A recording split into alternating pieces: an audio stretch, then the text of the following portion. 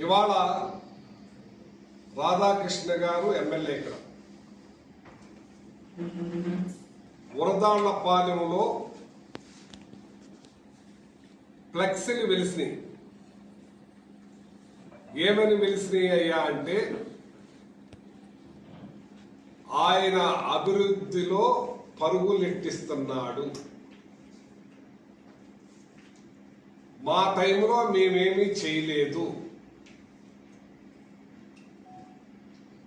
అని ఎక్కడా కూడా భారతదేశ చరిత్రలో ఎక్కడా లేని విధంగా ఆయన అభివృద్ధిలో పరుగులెత్తిస్తుంటే నేను ఒక తట్ట సిమెంట్ మట్టి కూడా వేయలేదంట.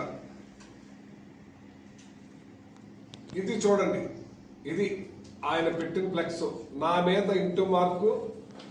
ఆయన మహారాజు అంటే ఆయన ఇంకా కల్లో ఉన్నాడేమో అనుకుంటున్నాను నేను. రాచరికం అనుకుంటున్నాడు ఆయన. ఏదో ఆదిత్య 369 సినిమా ఒకటి వచ్చింది. ఆ సినిమా స్టార్ట్ అయ్యి మళ్ళీ వెనక్కి వెళ్ళిపోద్దాం 500 సంవత్సరాల క్రితం కదా. అలాగే ఈయన కళలో ఉన్నాడో రాధాకృష్ణ అనుకుంటున్నాను నేను.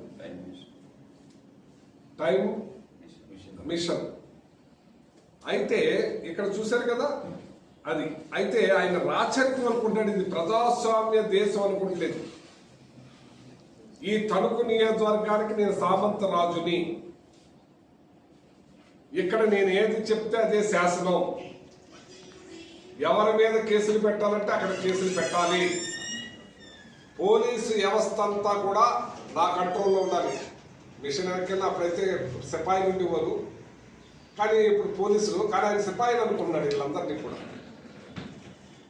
కేసులు పెట్టాలి, నేను చెప్పిందే నడవాలి, నా మాటే వినాలి, నేను దోపిడీ చేస్తాను. ఇవాళ ఈ ఫ్లెక్సీ పెట్టించి అక్కడ పోలీసులకు కూడా హుక్కుం జారీ చేస్తే తీ కూడా అక్కడ ఉండాలి. మాకు కార్యకర్తలు ఉంటారు కదా, జగన్మోహన్ రెడ్డి గారు అభిమానులు ఉంటారు కదా, కాల్మూరికి కూడా కొంతమంది ఉంటారు కదా. దాన్ని ఒప్పుకోలేదు అక్కడ. అది ఎట్టి పరిస్థితుల్లో తీయవలసిందే. ఇంకొక విషయం ఏంటంటే దానికి ఎవరు ఫ్లెక్స్ వేశారు, ఆ ఫ్లెక్స్ వేసినోడి పేరు లేదు, ఆ ఫ్లెక్స్ వేసినోడ ఫోన్ నెంబరు లేదు, ఆ ఫ్లెక్స్ ప్రింటింగ్ చేసిన ప్రింటర్ పేరు కూడా లేదు. ఎంత భయమో చూడండి, ఎంత భయమో చూడండి.